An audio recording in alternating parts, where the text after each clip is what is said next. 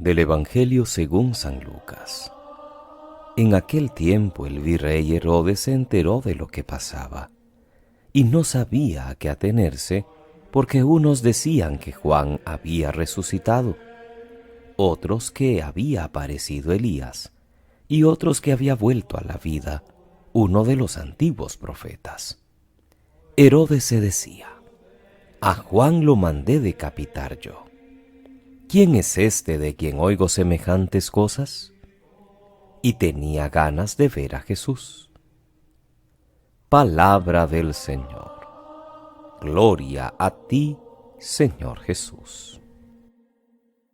Es jueves 24 de septiembre, queridos hermanos. Después del libro de los Proverbios, 3 días leemos una breve selección de otro libro sapiencial del Antiguo Testamento, el libro del Eclesiastés o libro del Cogelet. Cogelet significa el predicador, es decir, el que habla a los demás en una asamblea de hermanos. De ahí el nombre griego de Eclesiastés, el que habla a la asamblea o iglesia.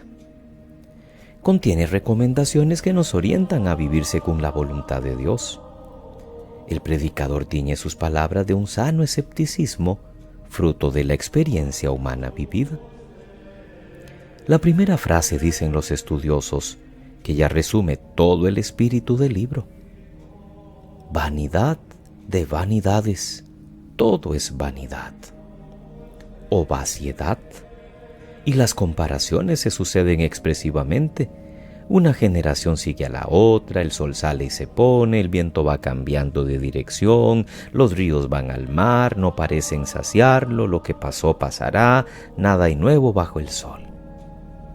Es una perspectiva que no parece precisamente alentadora, todo lo contrario. ¿Qué saca el hombre con todas las fatigas y todos los trabajos bajo el sol?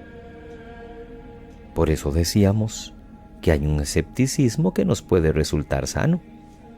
¿Para qué nos afanamos tanto y andamos con tantas preocupaciones por la vida, víctimas del estrés?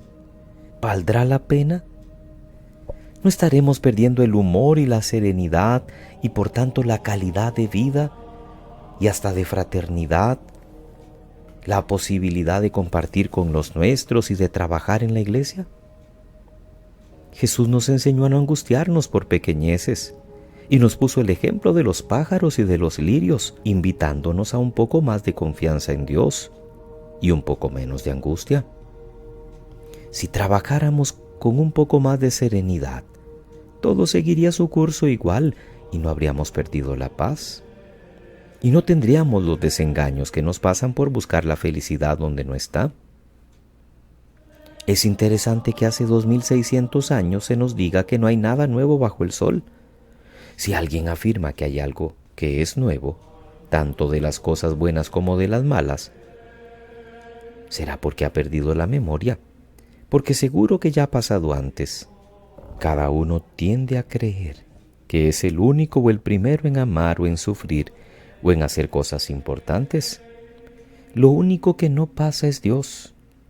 Por eso el Salmo nos hace decir: tú eres nuestro refugio de generación en generación. 1000 años en tu presencia son un ayer que pasó. Tenemos que aprender a calcular nuestros años para adquirir un corazón sensato, como dice el salmista, sin entusiasmarnos demasiado por nada, sin desanimarnos demasiado por nada. Nuestra mirada debe estar fija en Dios, que no cambia, pero da sentido a todo. El texto del Evangelio de Lucas, en el capítulo 9, hoy nos presenta cómo la fama de Jesús se extiende y llega a oídos de Herodes Antipas, el tetrarca de Galilea y Perea, que mandó asesinar a Juan el Bautista. Este Herodes era hijo de Herodes el Grande, aquel que mandó matar a los inocentes de Belén, con una actitud superficial y de curiosidad. Está perplejo ahora porque ha oído que algunos consideran que Jesús es Juan resucitado, al que él había mandado decapitar. Este Herodes es el que más tarde dice Lucas que amenaza con deshacerse de Jesús y recibe de Jesús una dura respuesta: id y decid a ese viejo zorro. Eso lo encontraremos en el capítulo 13 de Lucas. En la pasión, Jesús, que había contestado a Pilato, no quiso por el contrario decir ni una palabra en presencia de Herodes, que seguía deseando verle por las cosas que oía de él y porque esperaba presenciar alguna señal o milagro. Ante Jesús siempre ha habido reacciones diversas, más o menos superficiales. Entonces unos creían que era Elías, como ya se había anunciado que volvería. Jesús afirmó claramente que este anuncio de Malaquías se había cumplido con la venida del Bautista, su precursor. Otros que había resucitado Juan o alguno de los antiguos profetas. Por parte de Herodes, el interés se debe al deseo de presenciar algo espectacular. Otros reaccionaron totalmente en contra, con decidida voluntad de eliminarlo. En el mundo de hoy, por parte de algunos, también hay curiosidad y poco más. Si lo vieran por la calle le pedirían un autógrafo, pero no se interesarían por su mensaje. Otros buscarían lo maravilloso y milagrero, cosa que no gustaba nada a Jesús. Para otros, Jesús no existe, es una fábula. Otros le consideran un superstar, un superhombre o un admirable maestro. Otros se oponen radicalmente a su mensaje, como pasó entonces y ha seguido sucediendo durante 2000 años. Abunda la literatura sobre Jesús, que siempre ha sido una figura apasionante. Lo que pasa es que a veces la literatura en muchos casos es morbosa y comercial. Solo los que se acercan a él con fe y sencillez de corazón logran entender poco a poco su identidad como enviado de Dios y su misión salvadora. Nosotros somos de estos, pero ¿ayudamos también a otros a enterarse de toda esta riqueza de Jesús? Son muchas las personas, jóvenes y mayores, que también en nuestra generación desean ver a Jesús, aunque a veces no se den cuenta a quién están buscando en verdad.